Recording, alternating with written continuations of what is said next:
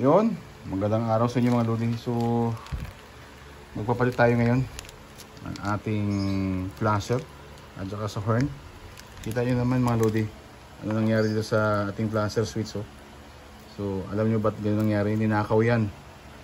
Ninakaw yan nung nagbabiyahe ako sa bandang Makati. Ayan, kita nyo yan. So, wala talaga. Hindi ko alam paano nila ninakaw yun. So, bumili na ako ng online na ganito. So Yamaha din, genuine parts ng Yamaha yan. Yun mga lodi. So let's go, papalitan natin. So magbabaklas muna tayo dito mga lodi. So baklasin natin yung kanyang unahan lahat yan. So di na natin ipapakita sa inyo kung paano baklas, kasi ilang beses na rin natin nabaklas yan at alam nyo rin siguro magbaklas yan. So share ko lang sa inyo itong video na to. So mamaya papakita natin na nabaklas na kung paano sa palitan. Let's go mga lodi. So marami pa rin babalaksin dyan.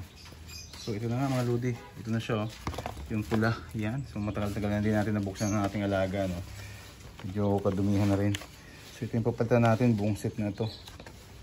Kasi wala naman na bibili ng ganito lang. Yung holder nya.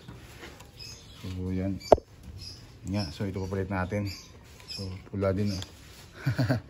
Let's go. Bubakasin lang natin yan. Tapos siyempre palit na yan. So, ito lang yun. Baklas lang ito mga lodi.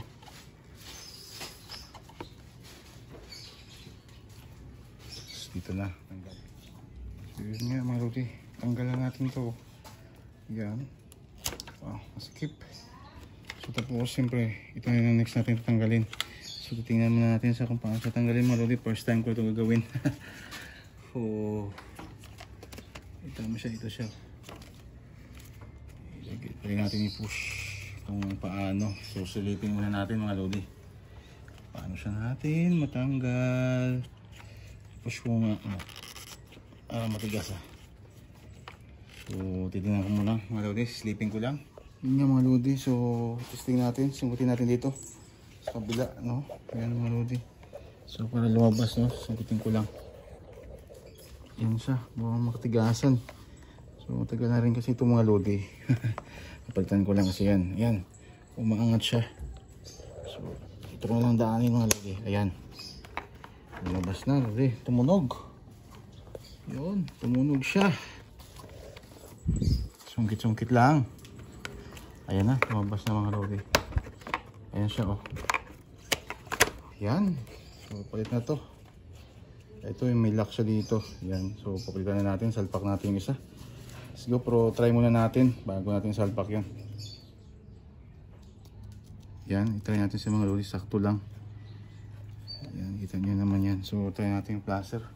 Una natin. Tante yung plaster natin kung gumana na. Yan. Umilaw, no? Umilaw. So stop natin. Sa kabila, umilaw. Umilaw. Ayos. So ang horn, yan. May palo yung horn.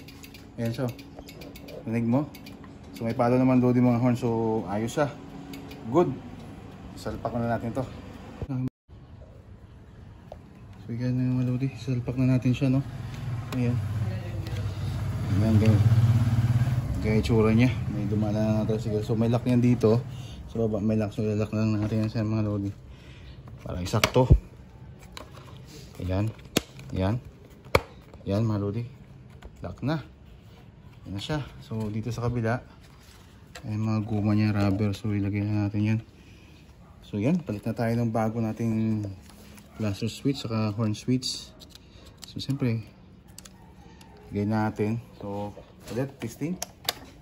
Yan, umilaw. Sa kabila patay. Ayos. Mayroon din ang busina. Ayos, good. Okay. Yun mga lodi, nasirado na natin, no? So ito na. So final touch na natin. So ito yung bago natin install, di ba? Yan. So testing natin. So inayos ko na rin lahat-lahat yan, pati yung busina. Subukan natin yung plaster, ha. Yan. Ilaw. Sa kaliwa. O, close. Sa kanan naman. Yan, ilaw yan mga lodi. Kitang-kita yun naman yan. So close natin. So ang busina. Yan ang busina natin. So wala yung connection ni Lodi. So i-connect natin. So yun yung mga Lodi. Testing natin busina. Yun. So, yan.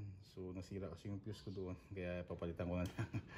Yan, siya mga lodi. Yun, yun ang ating bagong palit na flasher switch. Tsaka horn switch yan. Yan.